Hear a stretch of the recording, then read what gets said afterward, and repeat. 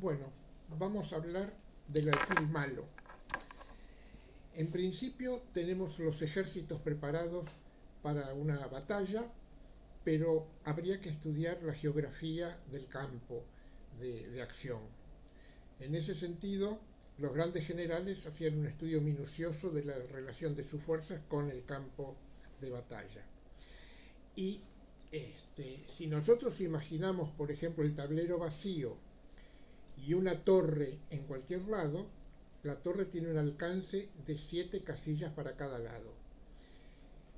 El caballo, en cambio, que es una pieza liviana, tiene en el centro tiene un alcance de 8 casillas y en un rincón tiene solamente 2, etc. Parece una pieza muy torpe y uno no se explica quién inventó el salto del caballo, porque en realidad el caballo tiene la capacidad de cambiar de color, de saltar por encima de las piezas, etc. Pero hay una relación que lo vincula geométricamente con el tablero, porque ahora vamos a ver el salto del caballo. Ahí tenés 1, 2, 3, 4, 5, etc. Y puede ir con pasos cortos, pero cambiando de color y alcanzando finalmente algún objetivo. Pero la relación con el tablero es que se ha estudiado ya desde mucho tiempo atrás la vinculación geométrica que tiene con el tablero, porque el caballo puede llenar todo el tablero sin repetirse, y entonces fíjense que son trayectorias posibles saliendo de una casilla, llegando a otra, etc. Y ya en el primer milenio, año 900, año 840, etc., los árabes estudiaban esta capacidad del caballo. Hasta que llegó en el siglo XVIII un gran matemático, que es Leonhard Euler, que hizo la travesía mágica, que es, tomando los números de los saltos, hacer un cuadrado mágico, porque cada vertical suma 260, una constante, y cada horizontal también. Y excepcionalmente, esto es casi, por eso les llamamos mágico en serio, los 4 cuadrantes en que se puede dividir el tablero son pequeños cuadrados mágicos que tienen la mitad, tiene 130 de constante, y también tanto horizontal como verticalmente tienen esa misma cantidad. Entonces, la vinculación del caballo con el tablero es perfecta. Pero queremos hablar del alfil. Entonces, ¿por qué el damero tiene distintos colores? En realidad, si fuera solo de un solo color y estuvieran los cuadros marcados, se podría jugar perfectamente al ajedrez. Pero sin embargo, los colores diferentes tienen dos motivos. Primero, para facilitar la visión del tablero, el cálculo, el movimiento de las piezas, etc. Pero también hay un problema topológico, porque la familia de diagonales negras es ajena a la familia de diagonales blancas. Los alfiles no se encontrarían nunca, aunque pintemos el color de un solo color todo el tablero, porque topológicamente son dos familias distintas. Entonces, en ese sentido, podemos ver que el alfil en un tablero vacío tiene también algunas limitaciones de su ubicación. Por ejemplo, si está en el cuadrado central, alcanza 13 casillas. En el contorno adyacente, 11, después 9, y recién cuando se encuentra contra los bordes del tablero tiene 7. Quiere decir que ya de por sí, en cualquier lado que esté, no es indiferente. El alfil puede tener mayor o menor alcance. Además de que se va a tropezar con piezas propias, que es un límite absoluto, o con piezas ajenas a las que podría armar, pero si están defendidas va a ser un obstáculo también importante. Entonces, Grau, el gran analista y jugador y didacta, que es uno de los padres del ajedrez argentino, hizo algún comentario sobre el alfil malo o la importancia del alfil malo, que en general él se dirigió casi siempre en los ejemplos y en todos sus comentarios al alfil dama del negro. ¿Por qué? Porque el alfil dama del negro tiene algunas dificultades. No tiene prioridad en salir, porque tenemos que desarrollar habitualmente el flanco rey para hacer el enroque, etc. Y entonces la pregunta es, si dejamos el alfil encerrado, vamos a tener un alfil malo porque va a tropezar. Defiende su flanco, pero después, ¿cuándo va a poder salir digamos, a accionar en el campo de batalla? Eso va a depender un poco de la maestría del general que lo dirija. Y el alfil rey, en cambio, tiene prioridad porque es necesario hacer el enroque, etc. Entonces, en ese sentido, hay dos clases de alfiles malos, casi se podría decir conflictivo, porque si lo dejamos encerrado, tiene un problema. Es un alfil químicamente puro, malo. Y si lo sacamos primero, tenemos la dificultad en que el adversario lo puede correr, lo puede atacar, o lo puede, con sus propios peones, lo puede hacer tropezar, de manera que tampoco tenga una buena acción. Entonces, en ese sentido, vamos a ir a algún ejemplo donde se ve los casos en que el alfil puede tener problemas y si es que puede solucionarlos. Entonces, la primera partida que vamos a ver es una partida, hay muchas, pero yo elegí una cualquiera de estas, del Caro-Kann, que es una partida de Hirian Nish con Firouz Alireza, que empieza con peón rey, es un Caro-Kann, peón 4, etcétera, y se hace la variante del avance. Acá tenemos que reconocer que el negro inventa a veces defensas como el Caro-Kann para tener la posibilidad de sacar el alfil. En la apertura del peón dama también, en la defensa eslava, el alfil puede salir. No siempre conviene, pero le dejan el campo abierto. Entonces, en la variante del avance el alfil sale. Y el blanco juega normalmente caballo 3, peón 3 rey. Esto ya está muy estudiado y no se cambia el alfil, porque se lo deja vacío acá donde está y se lo puede llegar a atacar y a capturar de alguna manera. Tal es así que cuando juega así, peón 3 alfil, ya aparece la posibilidad de jugar caballo h4 y capturarlo, etcétera, ¿no? Entonces, el negro le da una salida al alfil. Enroque, caballo 2 dama. Se ha demostrado de que la ruptura con c5 debilita el flanco dama del blanco porque no tiene el alfil atrás para protegerlo. Entonces hay que demorar la jugada c5 lo más posible. Entonces, cuando hace caballo 2 dama, hace caballo 2 dama. Y una ganancia de espacio en el flanco dama es interesante. Ya chico Firouz Alireza ya jugó esta jugada para jugar peón 5, sacar la dama, etc. Pero acá Hirian Nish lo paró con peón 4 torre, lo cual es razonable. En ese caso, no está estudiado esto, pero no hay más remedio que avanzar en el flanco rey y ganar espacio por el momento en el flanco rey. Caballo 1 rey, dama c7, el alfil sigue vacío. Incluso la posibilidad de pasar este caballo por 3 damas es la tentación para que el otro lo capture, pero entregando el alfil y dándole la pareja de alfiles al primer jugador gratuitamente. Así que en ese sentido, digamos, el alfil está un poco incómodo acá. A dama c7 amenaza enroque largo, aparentemente.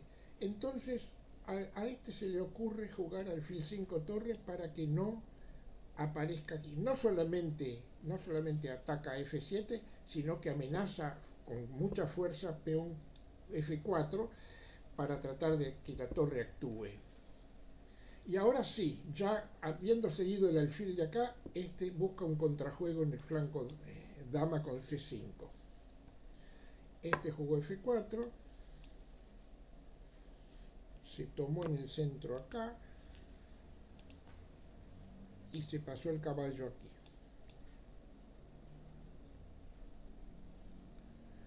Y este jugó caballo de D acá.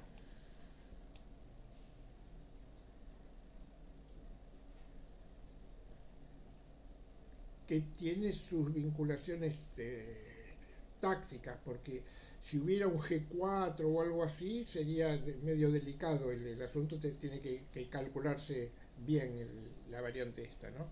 Pero él prefirió tomar acá y alfil por peón. Y alfil 2 rey, para que no venga caballo 4 torre, posiblemente. Este se va, porque en cualquier momento que le coman acá, si la dama tiene que tomar en D4, el alfil puede clavar la dama, etc. Entonces vino el rey 1 torre. Y la incomodidad del negro se revela en que no tiene mucho tiempo de defenderse de nuevo ahí, y terminó enrocando largo, entregando el peón de F7, que este pasó a comerlo. Esta es una variante que no está improvisada, seguramente está estudiada, y el negro piensa que puede molestarlo al otro con este tipo de jugadas. Alfil 5 torre volvió. Y ahora hay que sacar el rey de una columna abierta, eso es cierto. Torre 1 acá. Y finalmente dama B6. Empieza a atacar alguna de las debilidades del flanco dama. Este alfil, a pesar de estar vacío, todavía tiene su impronta, ¿no?, en la situación esta. Y acá vino dama 2 dama.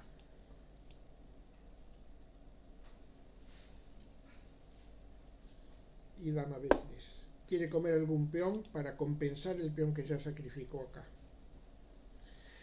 Y ahora sí, esto es un tema delicado en el sentido de que alfil por peón acá necesita un cálculo muy correcto. Esta gente son de alto nivel y entonces calculan todo, porque la torre se volvió, pero ahora hay un compromiso de las piezas estas en la columna torre.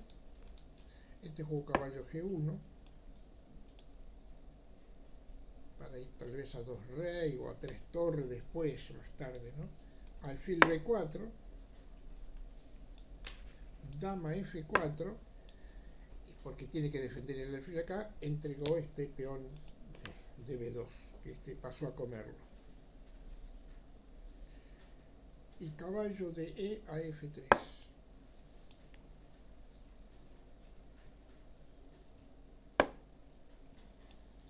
Flanco dama no le importa tanto los peones de acá porque está el rey, no se va a poder abrir demasiado. Pero jugó un aire, H3, y ese se comió el peón. Ahora resulta de que el que tiene peones pasados también es el negro. El blanco los tiene acá y el negro los tiene por allá. Y bueno, el cálculo a este le dijo que bueno, es hora de que este alfil se remueva de ahí porque me molesta. Entonces lo interpela y tiene que cambiar porque si no va a perder el peón de 6 rey, ¿no? Hay una variante que el negro está estudiando, que es tomar y atacar la dama.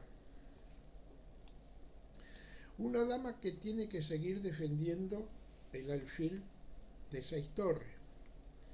Necesita un tiempo para jugar caballo 3 torre y tener todo defendido y estar mejor. Pero la variante que está en duda es lo que había preparado el negro con caballo por peón dama. No se puede tomar con la dama, entre otras cosas porque le juegan el alfil de 6 torres, se lo capturan con jaque. Así que hay que tomar con el caballo. Torre por torre acá y torre por torre acá. Y la trampa que había preparado, la combinación que había preparado este jugador era jugar alfil D2, recuperando aparentemente el alfil este con bastante buena partida, ¿no? Pero estos jugadores tienen sus recursos, jugó torre jaque y hay que comer la torre porque si no le pueden desde entregar la dama a tener ciertos problemas con el rey. ¿Dónde va el rey? A 2 le pueden comer con jaque, etcétera. Acá. Entonces, al comer acá, gana la pieza de D2 y tiene 2 piezas por torre. Bueno, está bien, pero acá hay peones que pasados y este también los tiene, así que ahora hay que ver quién tiene razón en esta combinación. Jugó torre H8 de nuevo y este jugó caballo 3 torre.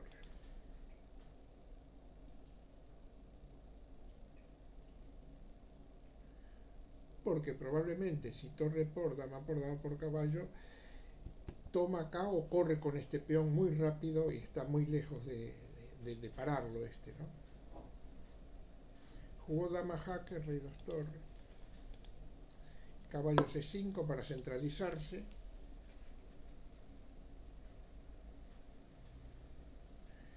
G5 para tener la dama libre, de manera que cuando viene acá la dama puede moverse, se quedó acá en 3 rey para tener todo defendido.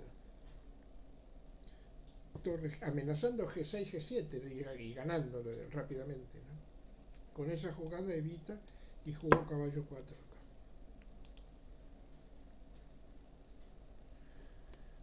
A4.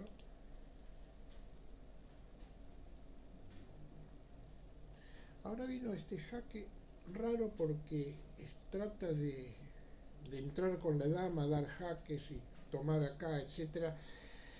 Con ataque por lo menos tablas por jaque perpetuo, etcétera. El otro no le hizo caso y saqueó con el rey, no quiere saber nada. Y este tuvo que volver acá, lo cual no está mal porque ahora va a comer en E6 con jaque. Así que hay que ver quién tiene razón. Este prefirió empujar con este peón que es está muy avanzado ya, es cuidado. Pero entonces el blanco decidió dar jaque en 5 caballos y comer caballo por peón para que no haya problemas de amenaza de coronación. Y la contrapartida es que se comió el fuerte peón de 5 rey, que obligó, bueno, caballo acá porque está está clavado el caballo, etcétera. Acá no se puede mover caballo 4 y voy a entrar en 4 damas con jaque, es importante eso. La partida es favorable claramente para el juego caballo 4 damas. Defendiendo, hay que defender E6 probablemente porque si no está así. Y G3 defiende el caballo y corta la vinculación del rey con la dama para que el caballo no esté clavado. La dama se va, amenazando en algún momento entrar en campo. No, con esta jugada se evita que se mueva la dama por B7 y tampoco se puede hacer E4 por E5 por el peón con jaque acá que está perdiendo. Caballo 3 dama defiende todo.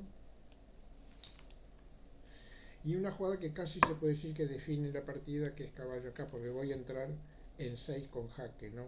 Caballo 5 torre, entra en 6 con jaque.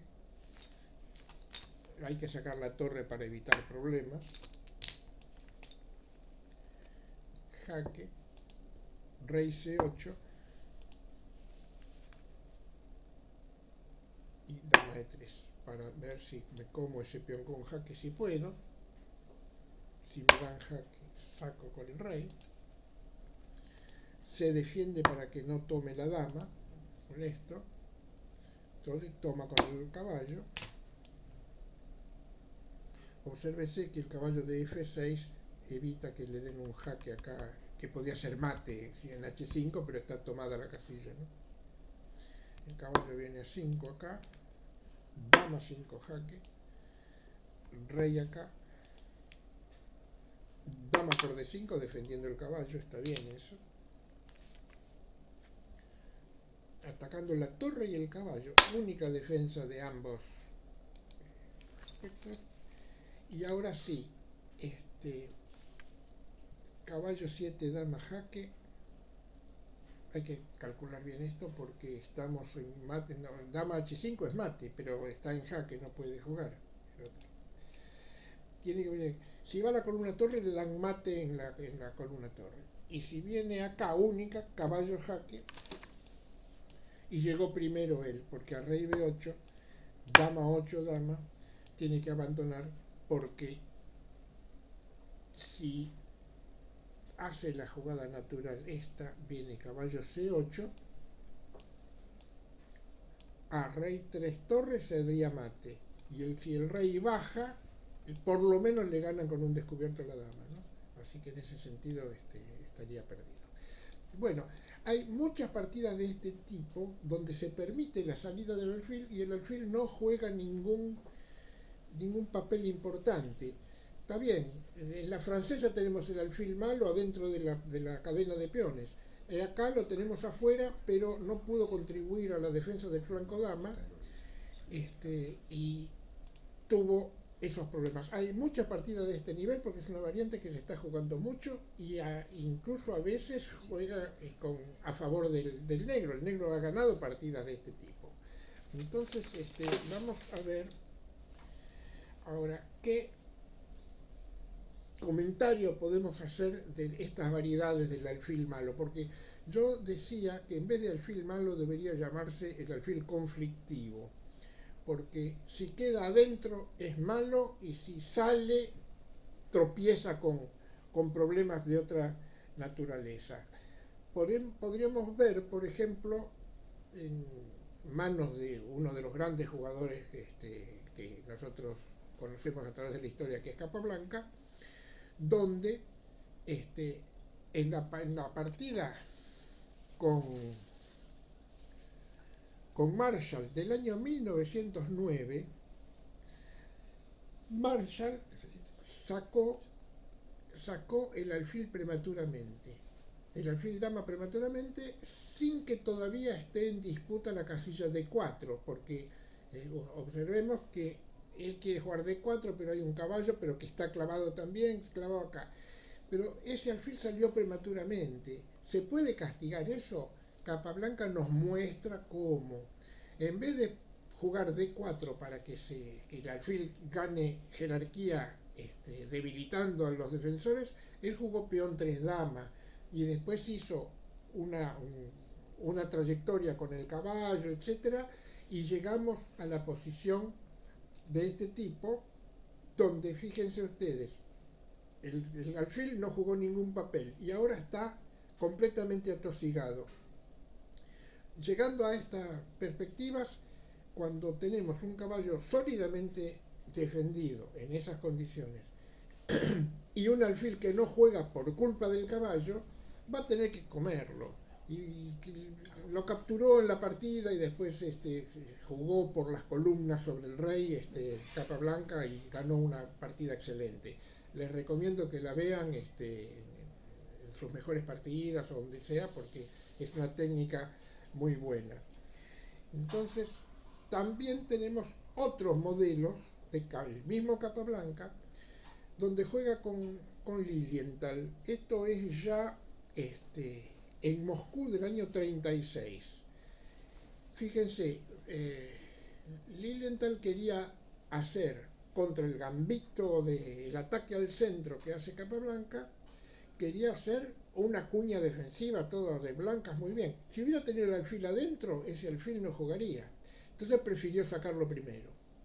Pero ahora Capablanca lo limitó con peón 3 dama. Ese alfil no pincha a nadie, ni sostiene ni alcanza a jugar. Fíjense cómo esa partida evoluciona sin que el alfil pueda recuperarse en su trayectoria. Entonces, se sigue la partida, el alfil sigue sin jugar, el negro estaría obligado a hacer E5, E4 buscando algún cambio de piezas y de peones para que ese alfil viva un poco. Sin embargo, la columna torre lo preocupa porque Capablanca va a entrar con la torre en la séptima, etc. Entonces se sigue la partida y se llega a una posición donde tenemos esa posición. El alfil sigue sin jugar y el negro está sencillamente perdido porque ahora se amenaza torre 8, dama jaque y torre B8 ganando material. Y observen ustedes que es inevitable la ganancia de material. Si el rey va a 2 rey para que no entre la torre, le hacen alfil por peón y caballo doble al rey a la torre. Y si de alguna manera se juega rey 1 rey, que es lo que jugó Lilienthal, Capablanca simplemente capturó en B7 con el caballo y después dio alfil por C6 jaque, ganó 2 peones y una torre por sus 2 piezas menores, y el final fue muy sencillo porque la torre no deja pasar el rey, los 2 peones caminan solos hacia adelante y el alfil sigue pobrecito allá, siempre vacío y sin colaborar para nada en el devenir de la partida. Entonces, también un ejemplo de Capablanca a favor ahora del alfil malo y en su manejo. Vamos a ver la partida con Janowski en el año 16, en 1916. Janowski jugó esta partida. Vamos a poner las piezas acá. Entonces, en realidad Janowski era un gran táctico, pero no estaba a la altura de Capablanca en la comprensión del juego. Entonces, tenemos que ver desde ese punto de vista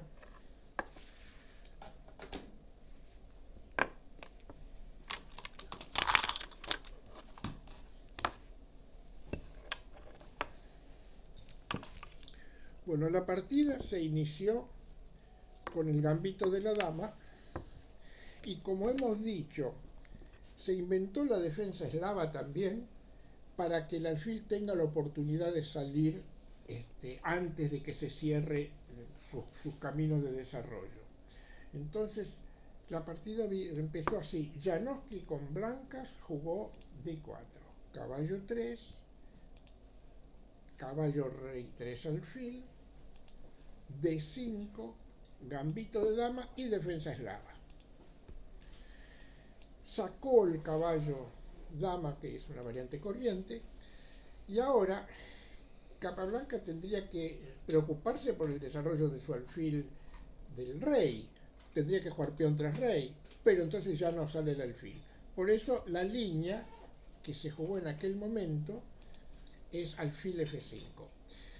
Más tarde se demostró que la línea para poder desarrollar el alfil es abandonar el centro, como se hace muchas veces en el Caro-Kann también, que hay que abandonar el centro para salir libremente con el alfil después. Pero en aquel momento, estamos hablando de 1916, se salió con el alfil acá.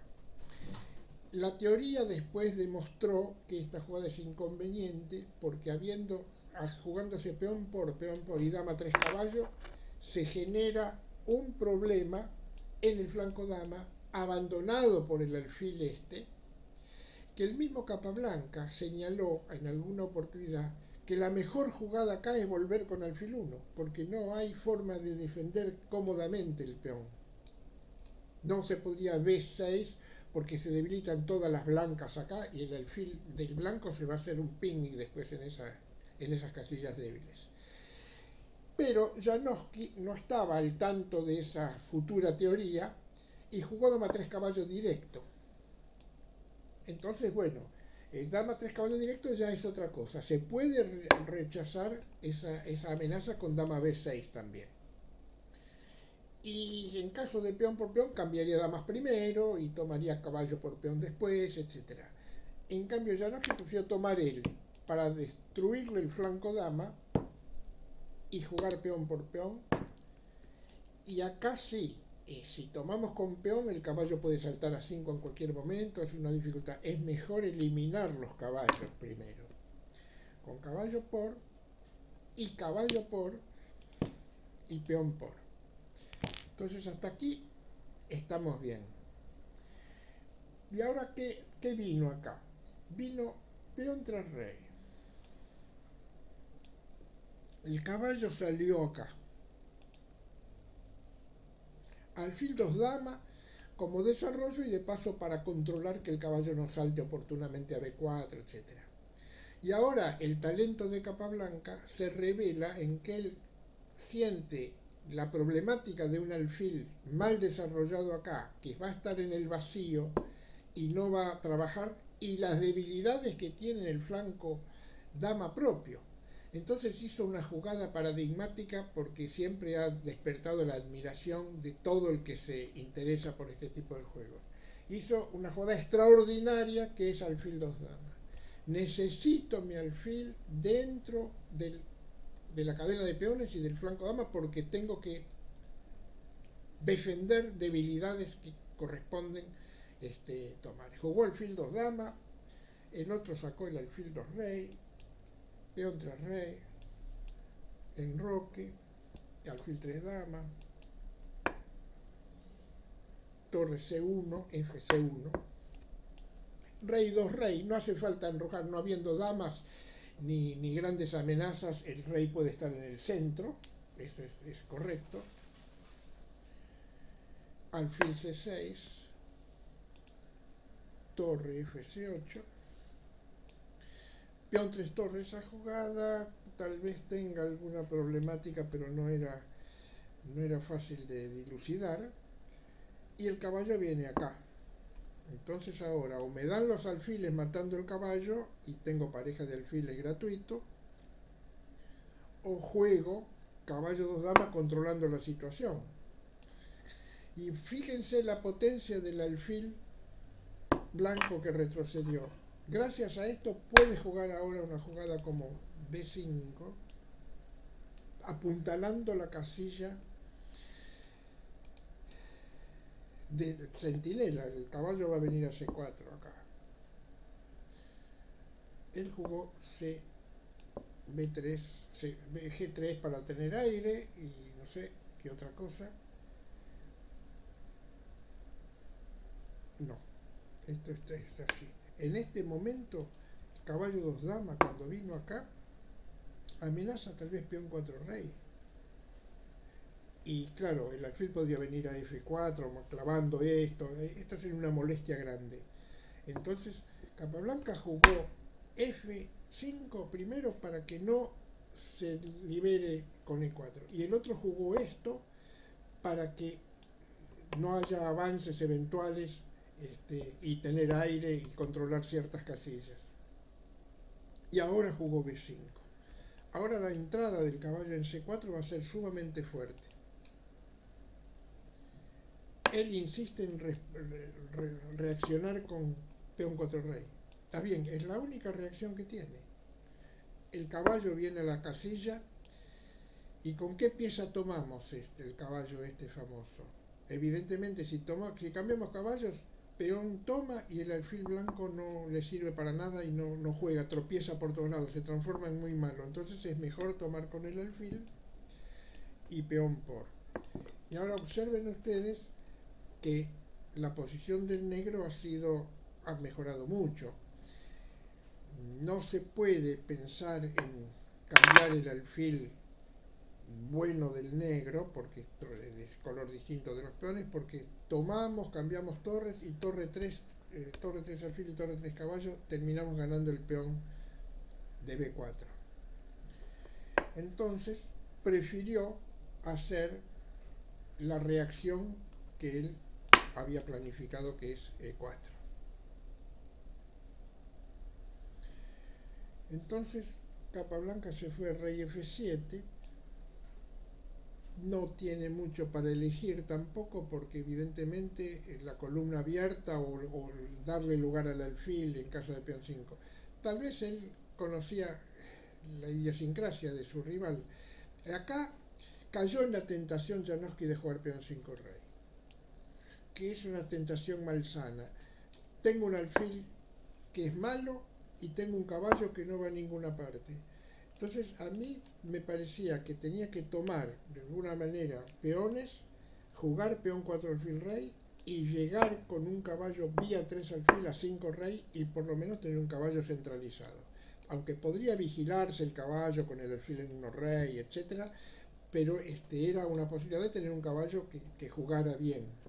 En lugar de esto, cayó en la tentación Janowski de jugar peón 5, pensando que puede con peón 5 y F4 generar una situación muy buena de indestructible, aunque hay una ruptura en G5 que habría que atender, ¿no?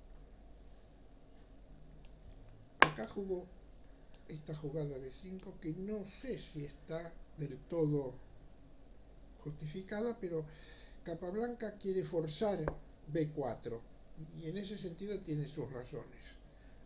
El otro vino rey 2, torre A4,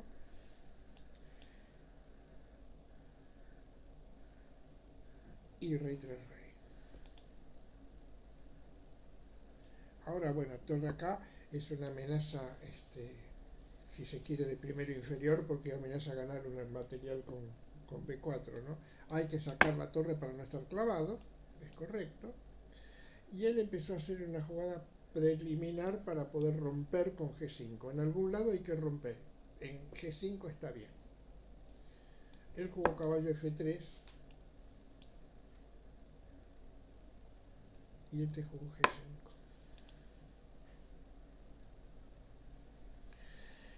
Y ahora estamos medio complicados porque ¿cómo voy a encarar esto? Entonces él juega caballo 1 rey y no sabemos si es para venir por 2 alfil a 4 caballos y hacerse firme allá, o venir por G2 y hacerse firme en el flanco rey. Parecería que el flanco está descuidado. Efectivamente, a caballo 1 la torre, Capablanca abandonó la teoría de jugar peón 5 caballos, pero prefiere ir a romper en el flanco rey. Él jugó rey acá, peón por peón, peón por peón, y la torre baja acá porque la va a necesitar. Ya no hacía ninguna función, no cumple ninguna función ahí especial. Caballo 2, parecería que aguanta esto, pero fíjense que el alfil podría entrar por H5, el alfil blanco, pero por empezar, cuando no podemos ir a séptima tenemos que ir a la quinta. Esta jugada es muy fuerte para poder doblar, etcétera. Torre G4, torre G1, torre dobla y alfil 1 rey.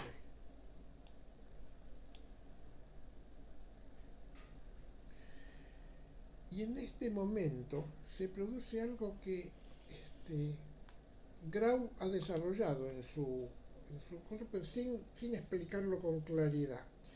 Él dijo que el alfil debía estar guardado en su flanco, atrás de su cadena de peones, etcétera, porque en algún momento podía, a través de algún movimiento inesperado de peón o otro, abrirle camino y el alfil entraba en batalla por ser inesperado con gran fuerza. Es lo que sucede acá de alguna manera, pero yo siempre he dicho que eso implica un error de cálculo en todo caso, porque evidentemente no hay mucho para conversar sobre esto. Pero él hizo esta jugada, B4. Como el alfil negro lo necesita el blanco para bloquear en G3 acá, tomó peón por peón. Y ahora alfil A4. Fíjense cómo el alfil de golpe amenaza alfil C2, E4. Es una cosa terrible. Y el cálculo fantástico de Capablanca es que no se puede neutralizar esto con torre 1 alfil. No se puede. Torre 1 alfil parece, no, así no, este alfil no entra y yo me curo en salud, etc. No, le harían torre por peón, jaque acá. Si tomo con el caballo, pierdo la torre de G1. Si tomo con el rey, me hacen alfil G5 y me ganan la torre de C1. Entonces, la torre C1. No se puede jugar torre C1. Entonces el contrajuego lo buscó este muchacho Janogy por otro lado. Torre 1 torre, que venga aquí, mala suerte. Ahora tengo que jugar a la defensiva con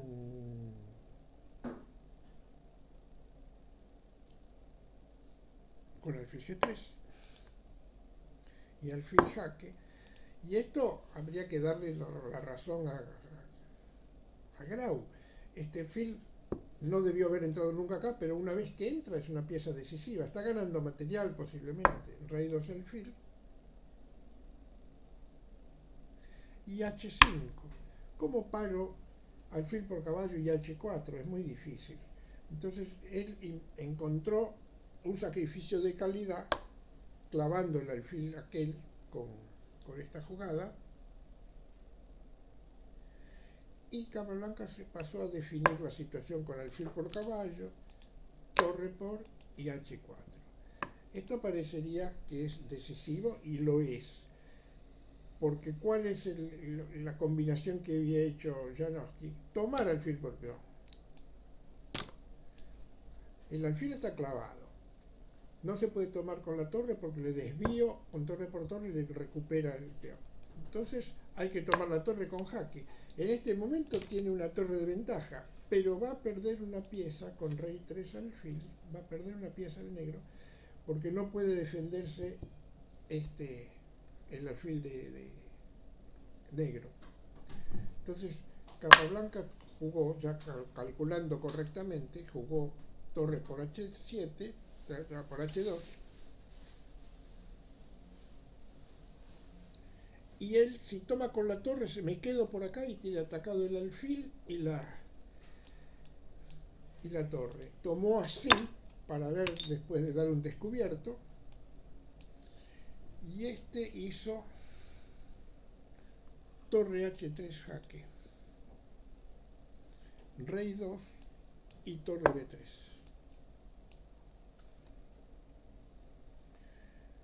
Amenaza entrar con la torre eventualmente acá. Lo clausuró con alfil G5 jaque. El rey se fue. Y cuando sigue tratando de conseguir algo con torre E7, claro, un peón que no se puede defender, pero jaque, y el rey 3 para arriba, hubiera sido lo mismo si va para abajo, le jugaron torre 1, generando una situación de mate, torre A3 y de la mate, ¿no? Y cuando él jugó acá, se fue el rey y está perdido. No hay, se acaban los jaques. Puede dar un jaque en H6, rey 2. Si da el jaque en 7, rey 1. Y el mate es inevitable. Entonces, esta partida revela la técnica de Capablanca, etc.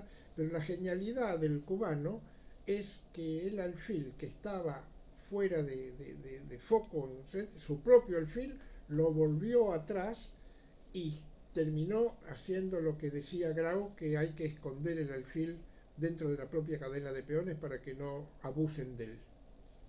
Perfecto. Y me parece correcto es rendirle un homenaje a los padres que ha tenido el ajedrez argentino. Uno es Grau, Roberto Grau, en la primera mitad del siglo pasado, que ha conseguido un desarrollo muy grande del ajedrez nacional, y el segundo padre sería Miguel Naidorf, que vino gracias a Grau, probablemente al hacer la Olimpiada del año 39, que consiguió también hacer escuela en el ajedrez nacional y conseguir 3 subcampeonatos mundiales en la Copa de las Naciones. Entonces, hay una partida que a mí me parecía que merecía ser vista, que se llama La Inmortal Polaca, porque es una partida magistral de Najdorf, como homenaje a él también, donde en la partida se ve todo lo que dijo Grau sobre el alfil malo, se verifica de alguna manera. Es una partida rara porque es un desconocido el que juega, un maestro Glusberg, no lo conocemos, pero en Varsovia del año 35 está apuntada esta partida. Y Najdorf mismo decía que no, la partida era interesante, linda, pero no era su mejor partida, etc. No sabemos por qué él despreciaba esto, pero nosotros la bautizamos como la Inmortal Polaca, porque como ustedes van a ver, es una partida formidable de combinación.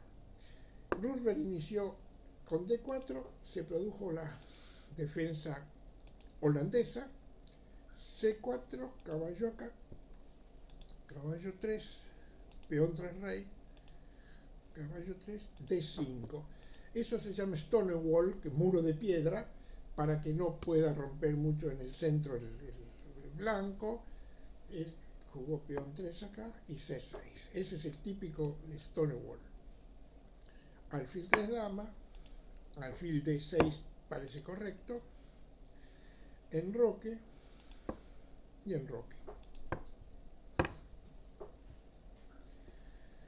Ahora viene un caballo 2 rey, no sabemos para ir a 4 alfil o a 3 caballos, etcétera, no sabemos cuál es la idea de esta jugada, pero el negro juega algo que podría ser una imprecisión, que es caballo 2 dama. Habría que entrar directamente en E4, porque si jugamos caballo 2 dama y viene peón por peón, tendríamos que tomar desagradablemente con el peón alfil para no perder el peón de F5. Y al tomar con el peón alfil, entonces se abre mucho la columna alfil dama, etc. Ya el blanco tendría acciones bastante enérgicas en el flanco dama, a través de la columna, etc. Entonces, esta jugada es una imprecisión, pero que no la aprovechó y al contrario, hace una jugada que podría ser un error un poco de improvisación, porque parecería que pierde algo, pero también es una trampa, porque le hicieron alfil por peón jaque como corresponde, y a rey por vendría caballo jaque ganando el caballo y ganando por ataque. Entonces, el secreto del alfil por peón jaque es irse con el rey. Y está atacado el peón D6 y el alfil de acá. Pero Najdorf jugó esta jugada, caballo G4. Porque no se puede capturar en E6 porque dama H4 define completamente la partida. Pero existe esta jugada, F4. Y ahora sí que tenemos algún tipo de problema, porque este alfil no vuelve a casa nunca más. Entonces, ¿qué hacemos? Pasamos la dama, de paso defendemos E6. Y ahora sí, este jugador debió conformarse con hacer dama 1 rey, y si dama 5 torre, bajar el caballo a 3, etc. Y evolucionar de alguna manera buscando torre 3 alfil, lo que fuese, para tratar de ganar el alfil. Pero en lugar de eso hizo G3, que es muy atropellada y muy directa, se olvidó de los sacrificios de obstrucción, porque a dama 4 ahora amenazó ganar, pero él tenía previsto esta jugada importante, amenaza torre 1 y termina la partida muy rápido. Sin embargo, Najdorf hace una jugada increíble que está dentro del talento de los grandes combinadores, que es jugar alfil G1. Fíjense ustedes que no se puede tomar con la torre porque es mate en 2 por dama H2 jaque, y con el caballo y con el rey es mate en 1. Entonces hay que tomar única con el... Porque además defenderse volviendo con el caballo, etc., le toman el 6 rey, etcétera, y pierde rápidamente. Entonces tomó con el caballo en G1. Y a dama jaque tiene que venir el rey acá. Y acá se produce un poco lo que decía en general Grau, que es que puede haber combinaciones importantes en base al alfil dama, que está completamente tapado, es un alfil muy malo, pero fíjense que jugada peón 4 rey. Se empieza a abrir la diagonal, amenazando alguna jugada extraordinaria como caballo peón jaque ganando, ¿no? Hay que capturar únicamente ese peón, por ejemplo con el peón dama. Se sigue abriendo la diagonal del alfil, sacrificando otra pieza. Y cuando toma, rey 4 única, caballo jaque única, para que vuelva. Y ahora tenemos una circunstancia. ¿Qué hacemos? Tratamos con peón F4 de abrir directamente la posición contra el rey. La torre está jugando. Y esa jugada es decisiva, porque no podemos dejar que nos den descubiertos, etcétera. Se amenazan varias cosas descubiertas. Y si en caso de tomar, como hizo Bluesberg, aparece la idea de Grau químicamente pura, que es el alfil aparece con una fuerza importante, ganando la dama acá, y si él toma, se produce la combinación que le dio el nombre de la inmortal polaca, porque esta jugada caballo E5 jaque es fantástica en el terreno de que no se puede dejar de comer el caballo, no hay otra jugada, y al tomar acá viene peón 4 torre mate. Y a pesar de que Naidoo no decía que la partida esta no importaba, para nosotros es la inmortal polaca. Y observen ustedes que la pieza que definió la circunstancia era un alfil que estaba oculto y encerrado en su propio campo. Bueno, con esto tenemos un poco el panorama del alfil conflictivo en que tropieza con sus propios peones. Si lo sacamos es mal, si lo dejamos adentro tendríamos que ver después si podemos liberarlo de golpe. Así que por el momento tenemos el alfil malo más o menos conocido, y ahora tendremos que ver en la segunda clase cuándo el alfil es bueno y cómo se maneja. Muchas gracias por hoy.